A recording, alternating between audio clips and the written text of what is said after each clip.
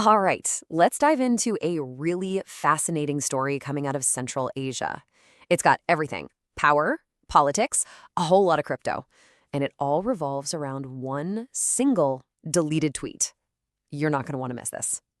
So, picture this. You've got the president of a country, Kyrgyzstan, saying one thing, and then you've got one of the biggest names in the entire crypto world saying the exact opposite. They're talking about the same meeting, the same idea, but their stories just don't line up. It's a huge public puzzle. Okay, so let's break down this conflicting story. It really boils down to two very powerful people and their two totally different takes on what happened in a single, really important meeting. First up, we have the president of Kyrgyzstan, Sadyr Japarov. He's talking to the local press, and he says, point blank, that the idea for this brand new crypto-focused bank in his country, he says that idea came straight from Changpeng Zhao. You probably know him as CZ, the founder of Binance.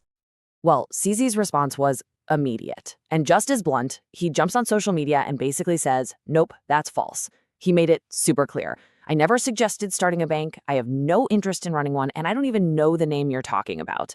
I mean, you can't get much clearer than that, right? But then, this is where things get really weird. Just a little while after he posts that very strong denial, poof, it's gone. He deletes it. No explanation, nothing. The tweet just vanishes.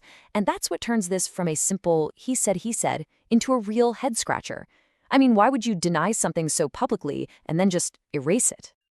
So let's just lay it all out. On one hand, you've got a president giving all the credit for a huge national project to this global crypto superstar. And on the other hand, you have that same superstar's ghost of a tweet saying, wasn't me. These two versions of reality just can't both be true. Something's got to give.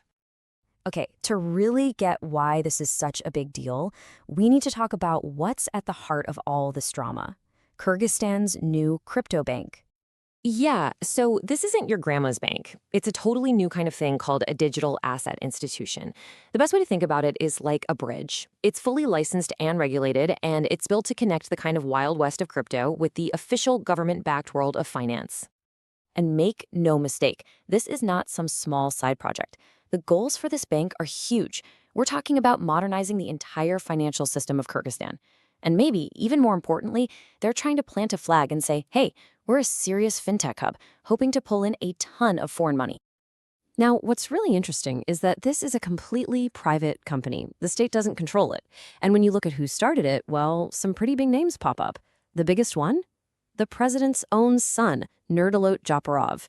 For his part, President Japarov has defended this, saying his son is qualified and is all about bringing in investors, not meddling in government stuff. Okay, so this all brings us right back to CZ, and his denial seems so out of place because he's not some random outsider here. He actually has a really deep and very public relationship with the government of Kyrgyzstan. Just look at this timeline. Their work together isn't new at all.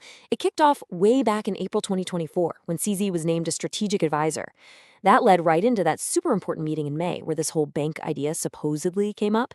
So you see, this wasn't just some quick one-off conversation. This was a long-term strategic thing. And they've been busy. I mean, just a month before this whole blow-up, CZ himself was announcing a massive list of projects they were doing together. We're talking a national stablecoin on the BNB chain, prepping a central bank digital currency, and even setting up partnerships with a bunch of universities. This goes way beyond just giving advice. They were in deep. And here's the kicker. CZ was publicly cheering this on. Look at this quote from May 2025. He's talking about how honored he is to be working with the president. His own words paint this picture of a super close, really positive partnership. And that just makes his denial, and especially the deletion, so much more bizarre. All right, to really grasp what's at stake here, we need to pull the camera back a bit. What's happening in Kyrgyzstan isn't just about Kyrgyzstan. It's one piece of a much bigger puzzle, a kind of crypto race heating up across all of Central Asia. You've got countries all over Central Asia scrambling to get a handle on digital finance. They see it as their ticket to a modern economy, a way to pull in new money, and to get ahead of their neighbors. So yeah, what's happening in Kyrgyzstan? It's a major move in this big regional chess game. So Kyrgyzstan's making its move with this new bank, but they're not alone. Right next door, Kazakhstan is trying to get its own national crypto bank off the ground. And Uzbekistan is digging deep into blockchain. The race is on, for sure, and it's happening as we speak. So what's the big rush? Well, this number, 90%, tells you a lot. That's the estimated amount of crypto trading in Kazakhstan that's happening completely off the books, totally unregulated. So for these governments, this isn't just about being innovative. It's a way to get control, to stop people from dodging taxes and moving money out of the country. Which brings us right back to where we started, back to that one central mystery that kicked this whole thing off, that deleted tweet. So when you put it all together, what do we have? We have a really close partnership, we have two stories that completely contradict each other, and we have a deleted post that just pours gasoline on the fire of speculation. Whatever is really going on here, we definitely don't have the full picture yet. And in the end, this whole strange situation leaves us with a really big question, one that's super relevant today.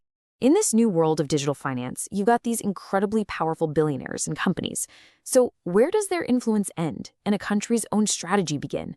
That line is getting blurrier every day, and this story is a perfect example of just how messy it can get.